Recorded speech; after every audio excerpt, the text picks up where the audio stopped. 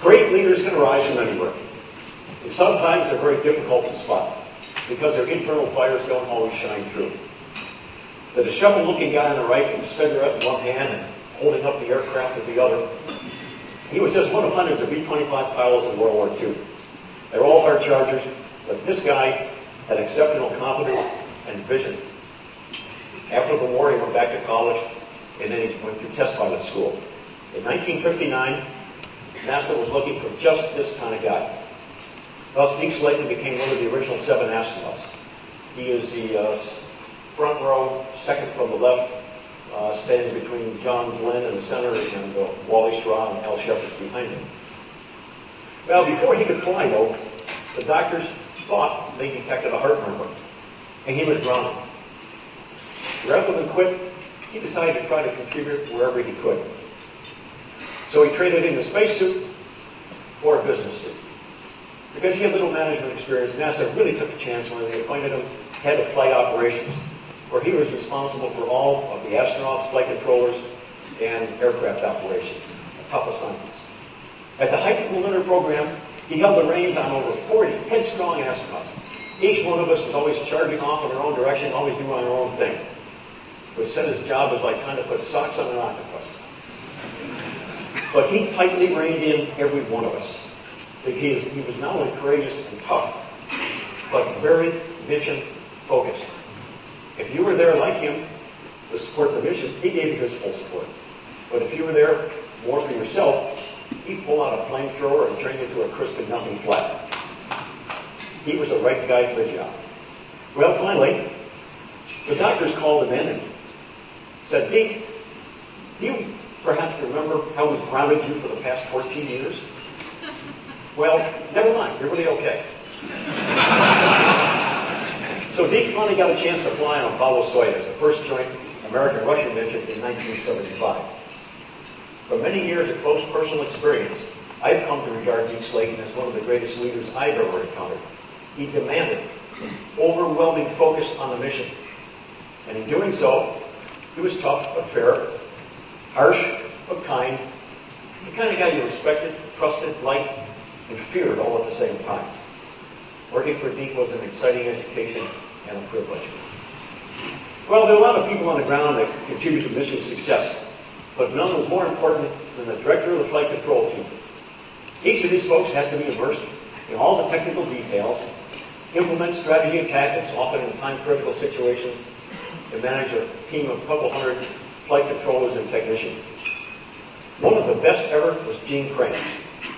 He was like Deke Slayton in that he was highly mission-focused. And he was also tough and very demanding. If you worked in his control room, you better be an A-plus performer each and every day, or you'd soon find yourself outside, standing next to the tourists, looking back in. Fortunately, Gene was lead flight director on Apollo 13. That had turned into a rescue mission. After the spacecraft explosion, on the way out to the moon, the mission shifted into high gear and it never let up. It became like a track coach once told me how to run the 400-meter dash. You sprint the first 100 meters, and then you gradually increase your pace. By being encouraging yet demanding, Gene made sure that everyone on that flight fully understood that failure is not an option, was not just a slogan, but had to be reality. After every successful mission, the managers in the back row of mission control pull out the cigars. For some of the controllers, this is the worst part of the whole flight. One manager pointing out here, George Loeb, was really an exceptional leader. He took over the Apollo program after the fire, where he controlled all of the major technical changes to the lunar program. He was an extremely competent engineer and manager, but he was also empathetic. When he made a decision, he took the time and effort to call in the leaders of the teams whose proposals he had rejected and explain to them in detail his reasoning. That was a difficult and time-consuming process, but it generated nothing but respect for him and the decision-making process. There's a reason that the managers are in the back of the control room. Once the mission starts, they can look, but not touch. Once everything is in place, the last step any good manager must take is out of the way.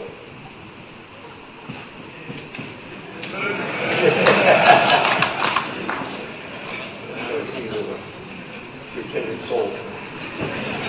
Well, in 3 slides, let me try to sum up leadership. I've used a few examples here of people I'm familiar with, but what they personify is universal. Each Slayton had choices, just like we all do in our life.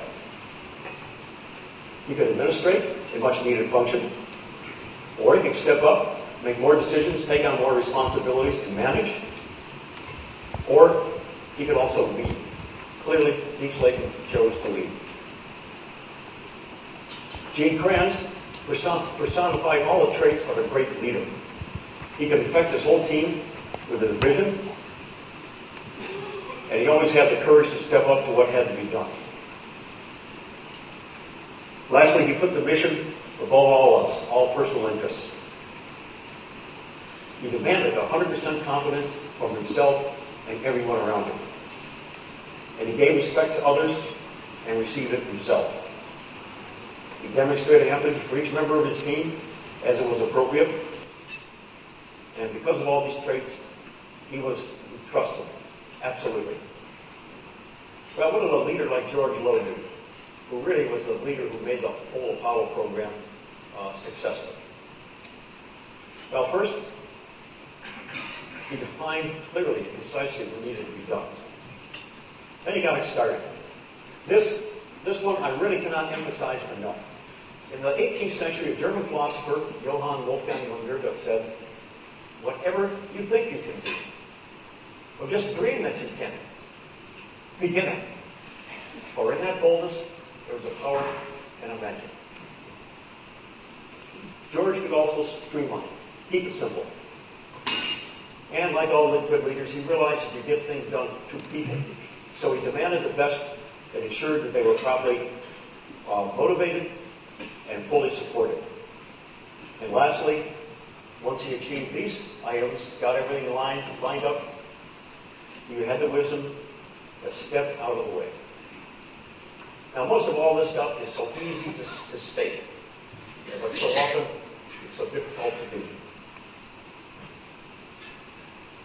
Our adventures in space have really just begun. It's an exciting time to be alive.